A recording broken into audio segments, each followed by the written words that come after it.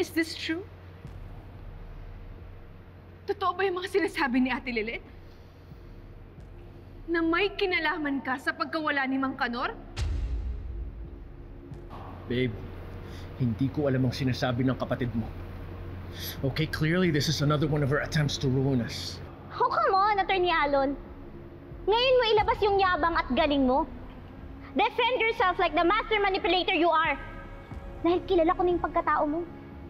Maaring wala pa akong matibay na ebidensya laban sa'yo tungkol sa pagkawala ni Mang Kanor. Pero matibay ang ebidensya ang hawak ko sa kung sino ka, kung ano ka, at kung anong pakay mo sa amin ni Eira. Ate Lilet, just tell me the truth. Ano ba itong sinasabi mo? Naalala mo yung kinikwento sa atin ni Mang Kanor? That he was wrongfully accused of murdering Erlinda Feliciano? Kasi nanay, si Attorney Meredith Simmons ang nagpalaya sa kanya sa kasong hindi naman talaga niya ginawa. Muntik makulong si Mang Kanor pero ipinanalo ni nanay yung kaso niya. Pero galit na galit yung anak ni Erlinda Feliciano at ayaw niyang maniwalang inosente si Mang Kanor.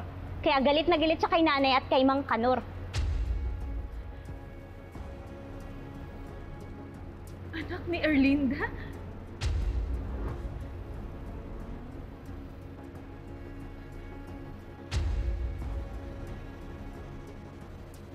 Oo, Eira. Si Renren Feliciano Alon ay si Attorney Renan Alon.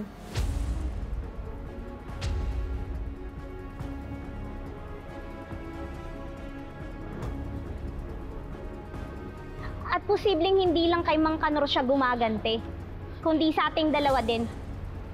Dahil tayo ang anak ng abogadong nagpalaya kay Mang Kanor. Niloloko niya lang tayo, Eira. Pinaglalaroan ka niya. At hindi natin alam kung ano pang plano niyang gawin sa atin eh.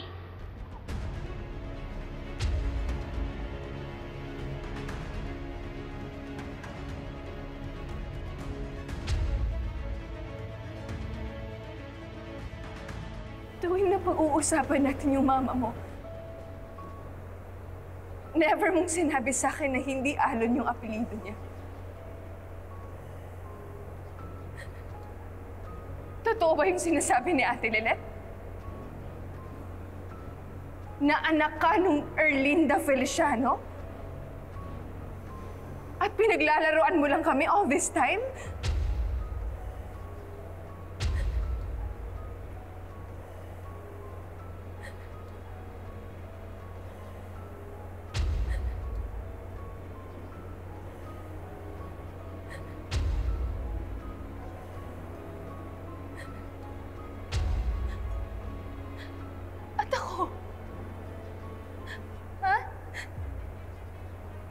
Itong meron sa atin. Parte din ba ako sa paghihiganti mo? Ha? Parte ba ako? Hey, babe. Of course not. Pinapakasalan kita ngayon dahil mahal na mahal kita. Yun ang totoo. Your sister, she's distorting the facts dahil ayaw niyang matuloy yung kasal natin. That's the truth. Talaga ngayon yung pinapalabas mong sinungaling? Ang kapal talaga ng mukha mo, Renan! Bakit hindi mo na lang kasi aminin na may kinalaman ka sa pagkawala ni Mang Kanor? Hindi totoo yan. Huwag ka nang mag-deny! Alam ko naman na sinisisi mo siya dahil sa pagkamatay ng nanay mo at dyan sa pagkapilay mo! Pwede ba manahimik ka? Naniniwala ako na matindi ang galit mo sa nanay namin at ngayong wala na yung nanay namin, kami ni Eira yung pinagbubuntunan mo! Would you shut up? I said shut up! Stop these conspiracy theories! Stop these fantasies right now!